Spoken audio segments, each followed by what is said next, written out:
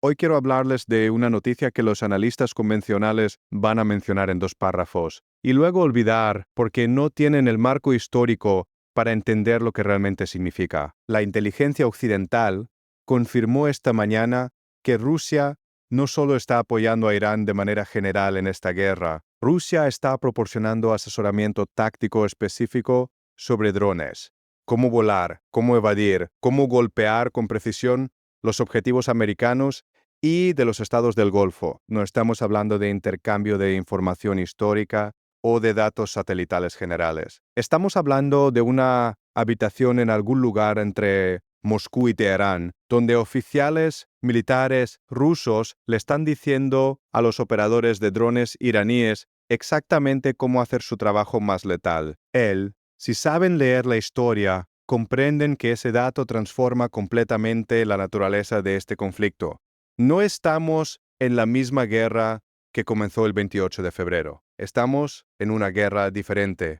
Permítanme hacer algo que los medios no hacen, contextualizarlo históricamente. En 1950, cuando las fuerzas de la ONU, bajo mando americano, cruzaron el paralelo 38 en Corea y se acercaron a la frontera china, todos los analistas en Washington dijeron que China no intervendría. Era demasiado débil, acababa de salir de una guerra civil, no tenía la capacidad logística, no tenía el equipamiento. ¿Qué ocurrió? 300.000 soldados chinos cruzaron el río Yalu en noviembre, no de manera formal, no con una declaración de guerra, cruzaron de noche, en silencio, usando tácticas que los generales americanos no habían anticipado. Estados Unidos nunca llegó a la frontera china. La línea de batalla terminó exactamente donde China quería que terminara, en el mismo paralelo 38. La participación de China fue la diferencia entre un objetivo americano cumplido y un empate estratégico,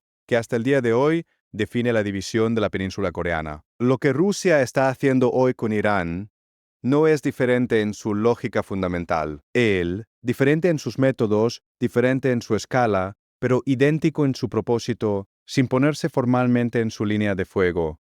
Pensemos por un momento en los incentivos de Vladimir Putin en este momento específico, porque eso es lo que la teoría de juegos nos pide que hagamos. Putin está observando esta guerra con algo que en la geopolítica solo se puede describir como felicidad estratégica. No porque ame a Irán. Putin no ama a nadie. Putin tiene intereses, y sus intereses en este momento se alinean perfectamente con el sufrimiento americano en el Medio Oriente.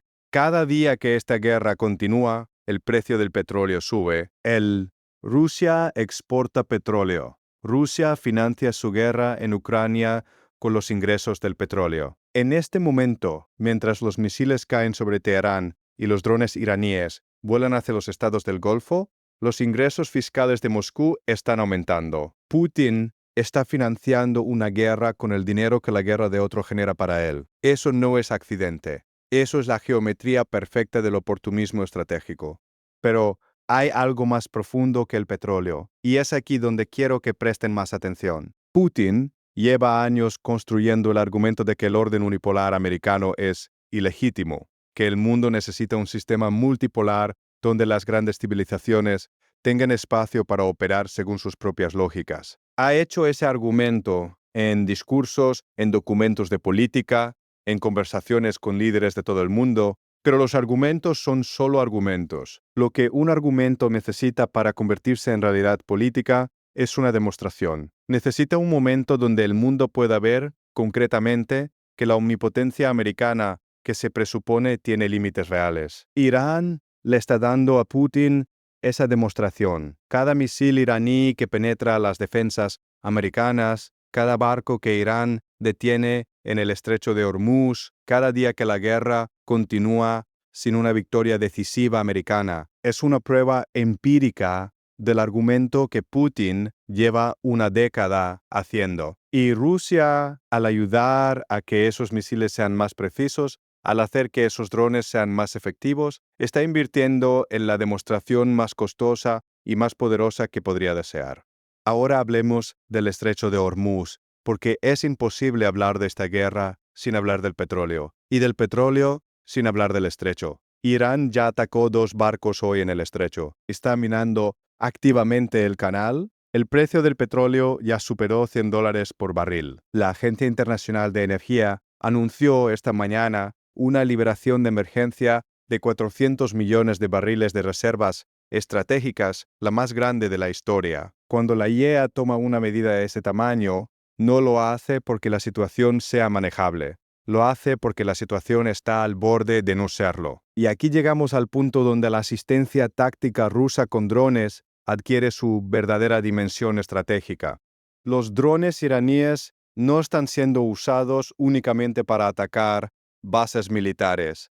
Están siendo usados para atacar buques en el Golfo Pérsico, en el Mar Arábigo, en las inmediaciones del estrecho. Cada dron que logra impactar un tanquero o que simplemente obliga a un tanquero a cambiar su ruta es un dron que cumple un objetivo económico. No es solo un objetivo militar, es un instrumento de presión económica sobre la economía global. Y si los asesores rusos están mejorando la precisión y la eficacia de esos drones específicamente para ese tipo de misiones, entonces lo que tenemos no es una potencia regional armándose en tiempos de conflicto. Tenemos una alianza entre 2 potencias nucleares, coordinando activamente para causar daño económico a Occidente. Eso tiene un nombre en el derecho internacional y en la historia de las guerras. Es un acto de beligerancia. Solo que nadie en Washington tiene el valor político de llamarlo por su nombre. Hay algo más que quiero discutir antes de seguir adelante, porque creo que es fundamental para entender por qué la asistencia rusa es tan significativa en este momento específico de la guerra. Irán lleva 12 días absorbiendo los ataques más intensos que Estados Unidos e Israel pueden coordinar conjuntamente. Según el propio secretario de Defensa Pete Hegseth, hoy es el día más intenso de bombardeos, y aún así, la respuesta iraní no solo continúa, está escalando. Irán lanzó anoche lo que sus propias fuerzas armadas describieron como su operación más intensa y pesada de la guerra. Multi-warhead missiles, ataques coordinados contra Israel, contra las bases americanas en el Golfo, contra barcos en el estrecho. Eso no es la respuesta de un adversario que se está desintegrando bajo presión. Es la respuesta de un adversario que está aprendiendo, adaptándose y mejorando su efectividad en tiempo real. Y ahora sabemos por qué. Porque tiene maestros. La asistencia táctica rusa explica algo que había desconcertado a los analistas en los primeros días del conflicto. La mejora observable en la precisión y en la coordinación de los ataques iraníes entre la primera semana y la segunda. Los ataques del día 1 al día 4 tuvieron una efectividad determinada. Los del día 8 al día 12 tienen una efectividad notoriamente superior. Los misiles Khorramshahr de múltiples cabezas que Irán lanzó anoche son un nivel diferente de sofisticación operacional. Esa curva de aprendizaje no ocurre sola. Ocurre cuando alguien que ya conoce las debilidades del sistema defensivo americano está asesorando activamente sobre cómo explotarlas. Y Rusia, que lleva años estudiando los sistemas Patriot y THAAD que Estados Unidos usa para defender sus posiciones en el Golfo, tiene exactamente ese conocimiento. Quiero hablarles de algo que la historia nos muestra sobre las guerras que comienzan con un actor y terminan con muchos más. Existe un patrón que repito una y otra vez porque la historia lo repite una y otra vez. Las guerras empiezan pequeñas y absorben actores, no porque esos actores quieran la guerra, sino porque sus intereses nacionales se ven afectados de maneras que hacen que la neutralidad sea cada vez más costosa. En agosto de 1914, la guerra comenzó con Austria, Hungría y Serbia. En 4 semanas, involucró a Alemania, Francia, Rusia, el Imperio Otomano y el Imperio Británico con sus colonias. ¿Alguien planeó eso? No. ¿Alguien pudo detenerlo una vez que comenzó? Tampoco. La lógica de los intereses nacionales en conflicto tiene su propia gravedad. Atrae a los actores hacia el centro independientemente de sus deseos individuales. Lo que vemos hoy con la confirmación de la asistencia táctica rusa es la activación de esa gravedad para el siguiente nivel de actores en este conflicto. Piensen en lo que esto significa para los estados del Golfo que tienen bases americanas en su territorio. Kuwait, Bahrein, Qatar, Arabia Saudí, los Emiratos, todos están siendo atacados por drones y misiles iraníes. Todos tienen tropas americanas en su suelo que son objetivos de esos ataques. Pero ahora también saber algo más, que esos drones son más precisos de lo que eran hace 12 días, porque asesores rusos los están mejorando en tiempo real. ¿Qué hace un líder del Golfo con esa información? ¿Sigue confiando en que el escudo defensivo americano es suficiente? O empieza a pensar por primera vez en décadas que necesita diversificar sus relaciones de seguridad. Esta es la pregunta que los estrategas del Golfo están haciéndose en privado ahora mismo. Y la historia nos enseña que cuando las potencias medianas que dependen de una gran potencia para su seguridad empiezan a cuestionar la eficacia de esa protección, el orden que esa dependencia sostiene comienza a desintegrarse silenciosamente, mucho antes de que el desmoronamiento sea visible en público. Hablemos de China, porque China es el actor que más se beneficia de la revelación de hoy, sin hacer absolutamente nada. China observa, calcula y espera. Tiene el 80% de sus importaciones de petróleo pasando por el estrecho de Hormuz, que Irán está efectivamente cerrando. Eso daña a China a corto plazo. Pero a largo plazo, cada día que Estados Unidos está atrapado en este conflicto, cada dólar que se gasta en misiles y en defensas antimisiles, cada muerto americano que genera presión política doméstica en Washington, es un día que China tiene para consolidar su posición en el Indo-Pacífico, en África, en América Latina. China no necesita disparar un solo misil en esta guerra para beneficiarse de ella. Solo necesita que dure, y si Rusia está ayudando a que dure dando consejos tácticos a los iraníes, entonces China y Rusia están jugando el mismo juego, aunque no estén en la misma mesa. Aquí está la pregunta que me parece más importante de todo lo que hemos discutido hoy, y quiero darle el espacio que merece. ¿Cómo responde Washington a la confirmación de asistencia militar rusa a Irán, sin escalar hacia un conflicto directo con otra potencia nuclear? Este es el dilema estratégico más peligroso que Estados Unidos ha enfrentado desde la crisis de los misiles de Cuba en 1962. En Cuba, Kennedy tenía un adversario junior, Shov, que en última instancia compartía el interés de evitar una guerra nuclear. Ambos sabían lo que estaba en juego. Ambos tenían los canales diplomáticos para comunicarlo. En este momento, Trump enfrenta a un Putin que está ayudando a Irán de manera encubierta, lo que le permite mantener la negación plausible mientras contribuye al daño americano. ¿Qué hace Trump?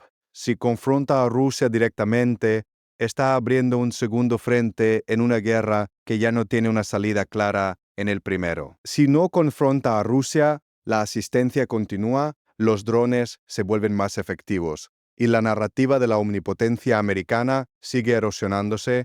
No hay una tercera opción limpia. Y cuando no hay opciones limpias, los presidentes toman decisiones impulsivas que la historia luego llama errores históricos. Hay una dimensión de esta historia que el mundo islámico va a leer de manera radicalmente diferente a como la leen los medios occidentales. Rusia es un país con 20 millones de ciudadanos musulmanes, tiene relaciones históricas complicadas con el mundo islámico, desde Chechenia hasta Siria.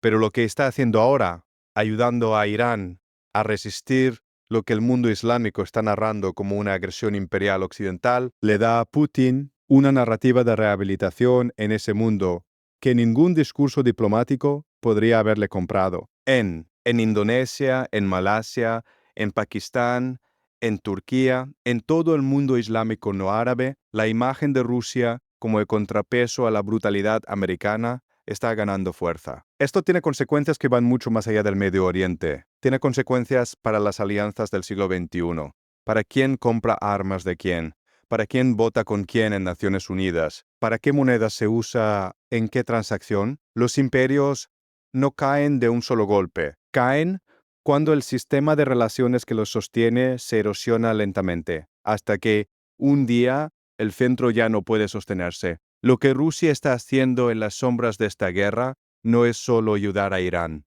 es acelerar esa erosión. Déjenme decirles lo que creo que viene basándome en el patrón que la historia establece para estas situaciones. Cuando una potencia como Estados Unidos confirma que un rival indirecto, en este caso Rusia, está ayudando a su enemigo declarado, el siguiente movimiento históricamente casi siempre es alguna forma de represalia asimétrica. No una guerra declarada, sino una acción que duela a Rusia sin cruzar el umbral de la confrontación directa. La forma más probable, armar a Ucrania con sistemas que hasta ahora Washington se había negado a entregar. Misiles de largo alcance que lleguen profundamente al territorio ruso. Inteligencia que permita a Kiev atacar objetivos que hasta ahora eran intocables. Eso no resolverá el problema en el Medio Oriente, pero le enviará a Moscú el mensaje de que el juego tiene costos. El problema, y aquí está el error que la historia nos advierte que no cometamos, es que Putin ya calculó ese costo antes de decidir entrar en la sombra de esta guerra, y lo calculó como aceptable. Eso significa que la represalia americana no va a cambiar su conducta, solo va a añadir otra dimensión de conflicto a un tablero que ya tiene demasiadas piezas en movimiento. Lo que la historia nos enseña con una claridad brutal es que las guerras, donde múltiples potencias tienen incentivos para que el conflicto continúe, son las guerras más difíciles de terminar. La Primera Guerra Mundial duró 4 años, no porque ningún lado pudiera ganar, sino porque ningún lado tenía suficientes incentivos para aceptar el costo político de negociar. Hoy, Irán tiene razones para continuar. Rusia tiene razones para que continúe. China tiene razones para que continúe. El único actor con un verdadero incentivo para terminarla rápido es Estados Unidos. Y esa asimetría de incentivos es quizás el dato estratégico más importante de este conflicto, que nadie en Washington parece estar procesando con suficiente urgencia. Cuando eres el único jugador en la mesa que quiere que el juego termine, las reglas del juego no te favorecen, y la historia no tiene compasión para los que no entienden las reglas del juego en el que están jugando. Tomen sus apuntes.